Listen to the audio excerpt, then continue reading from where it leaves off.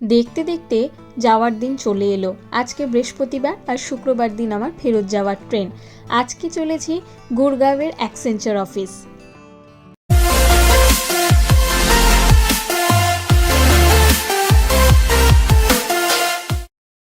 সেই যে স্নেহা আগের দিন আমায় শিখিয়ে দিয়েছিল কিভাবে মেট্রোতে চড়তে হবে, ওটার উদ্দেশ্য এটাই ছিল যাতে আমি পরের দিন একা একা মেট্রো করে অফিস যেতে পারি।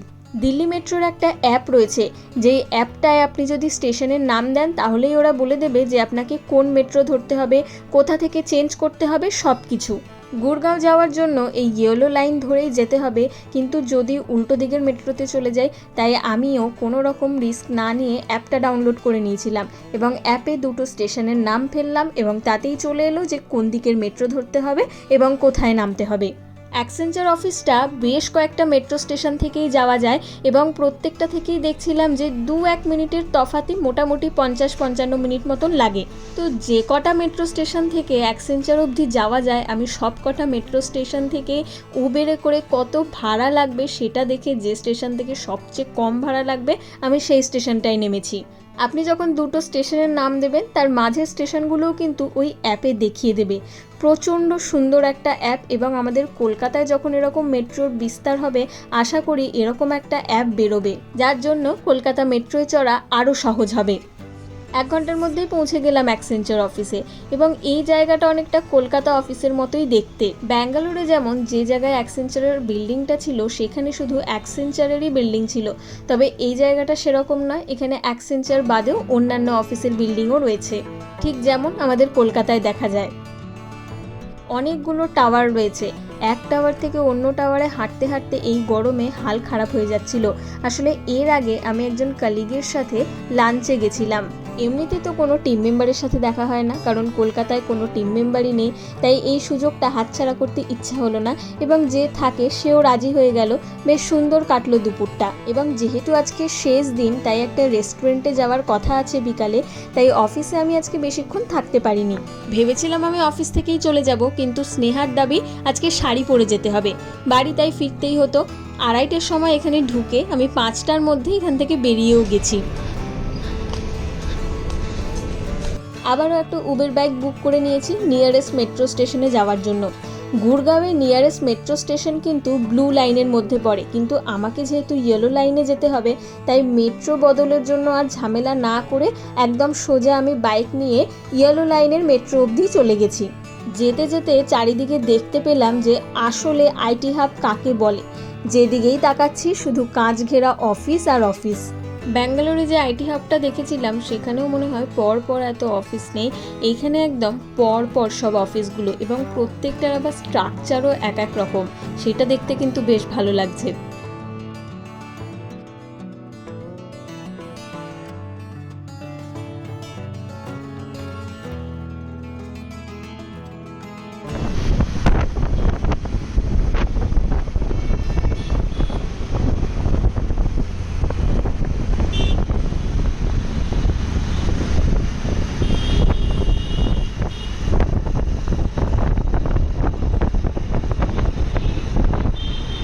বাড়ি থেকে মেট্রো করে আসতে 20 টাকা লেগেছে, কিন্তু ওলা ভাড়া লেগেছে প্রায় 60 টাকা মতো।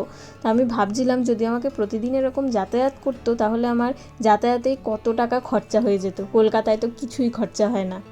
বাড়ি ফিরে রেডি হয়ে 8টা নাগাদ চলে গেলাম এই রেস্টুরেন্টটায়। ওই যে উপরে দেখা যাচ্ছে আলোটা, ওটাই কিন্তু রেস্টুরেন্ট। এই রেস্টুরেন্টটার বিশেষত্ব কি জানেন? এই রেস্টুরেন্টটা ঘোরে। হ্যাঁ, ঠিকই শুনছেন, লেখা দেখছেন দ্য রিভলভিং রেস্টুরেন্ট। এই রেস্টুরেন্টটা আসলেই ঘোরে। চলুন সেটা দেখাচ্ছি। মাঝখানে অনেকগুলো ফ্লোরেরই বোতাম নেই, তাই আমি ঠিক বুঝলাম না যে এখানের হিসাবটা কীরকম। তবে আমরা আপাতত চলেছি 24 তলায়। আসলে এরকম রেস্টুরেন্ট তো আগে কখনো দেখিনি, তাই প্রথমেই এসে আমি এই জায়গাটাই ভিডিও করেছি যে কিভাবে ঘুরছে। খুবই আস্তে, এখানে হয়তো সেরকমভাবে বোঝা যাচ্ছে না। আপনি যদি ভিডিওটা একটু ফাস্ট ফরওয়ার্ড করে চালান তাহলে হয়তো বুঝতে পারবেন।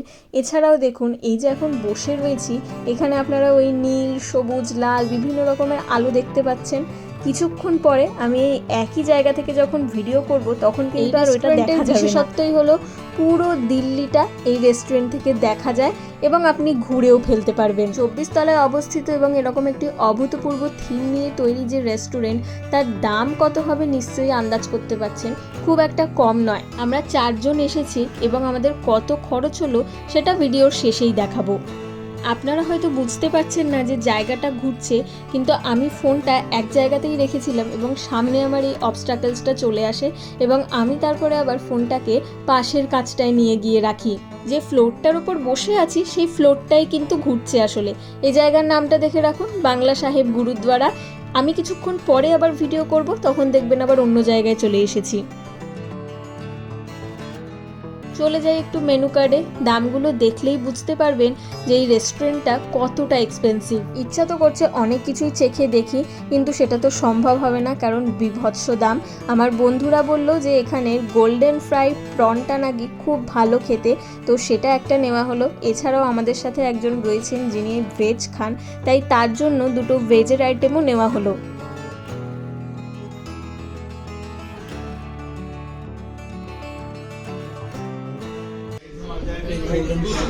चार परिक्रमा पांच, दो तरफ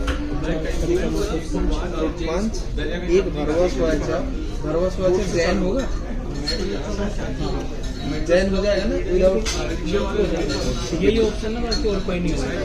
अच्छा तो भरवा स्वाचा जैन कर देना विदाउट ऑनियन गार्लिक, और पनीर टिक्का मसाला ठीक है, तो पनीर टिक्का मसाला एक ये नॉर्मली करना, भरवा स्वाचा जैन का कबाब हो जाएगा। सब सीख देना सब्जी ये देखते सूप में क्या है? सूप में Jain sweet corn, sweet corn. শেষের পাতায় দেখতে পাচ্ছেন পরিক্রমা ফ্রুট পাঞ্চ, 315 টাকা দাম। এটা নেওয়া হয়েছে এবং এটা যে কি অসাধারণ খেতে, ওরাই এটা সাজেস্ট করেছে নেওয়ার জন্য, কারণ আমার বন্ধুরা আগে এসেছে এবং এসে ওরা এটা খেয়েছে। আমার মুখে এখনও লেগে আছে, ইচ্ছা করছিল আরও একটা নিয়ে খাই, কিন্তু এত দাম আর একটা তাই নেওয়া সম্ভব নয়। সত্যি বলতে এরকম ফ্রুট ড্রিঙ্কস আমি আগে কখনো কোথাও খাইনি। অনেকটা টুটি ফ্রুটি ফ্লেভারের মতো খেতে, দারুণ লাগছিল খেতে, মানে আমি ভাষায় প্রকাশ করে বোঝাতে পারবো না, আমার এত সুন্দর লেগেছে এটা খেতে। মনে হচ্ছিল যে ওর্থ ফর মানি।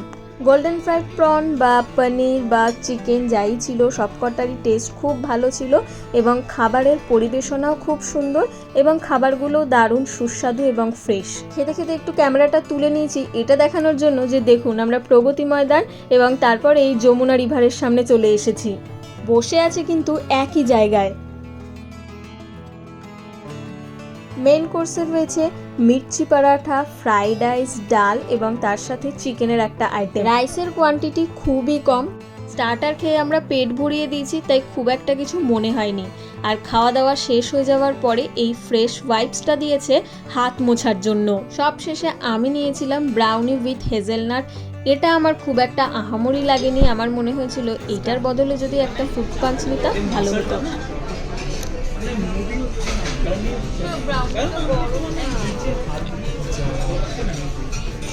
বোঝাই যাচ্ছে আমার মুখ দেখে যে আমার একদম ভালো লাগেনি, কারণ ব্রাউনিটা না গরম করে দেয়নি। খাওয়া দাওয়ার শেষে যখন বিল পেলাম 8,000 টাকা বিল হয়েছে এবং এত সুন্দর বিল আমি কোনো রেস্টুরেন্ট থেকে পাইনি।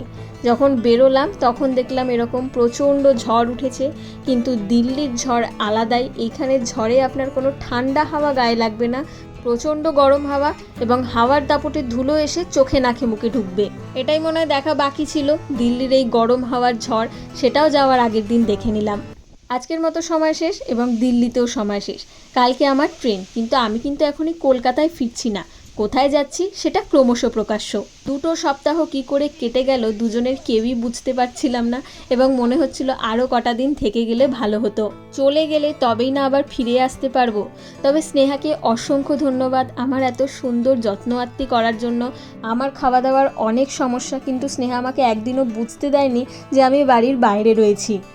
যদিও ওর কিন্তু খাওয়া দাওয়া নিয়ে প্রচণ্ড সমস্যা হয়, কারণ এখানে নর্থ ইন্ডিয়ায় ঠিক মতন খাবার পাওয়া যায় না আমরা বাঙালিরা যা পছন্দ করি। আবার আসবো কোনো দিন, যে যে জায়গাগুলো দেখা হলো না সেগুলো দেখবো, আবার বান্ধবীর সাথে আড্ডা দেবো। তবে এই বছরের মতন, এইবারের মতন টাটা। দিল্লির ব্লগ এখানেই শেষ হলো। চ্যানেলটা ভালো লাগলে সাবস্ক্রাইব করে দেবেন এবং কমেন্ট করতে ভুলবেন না।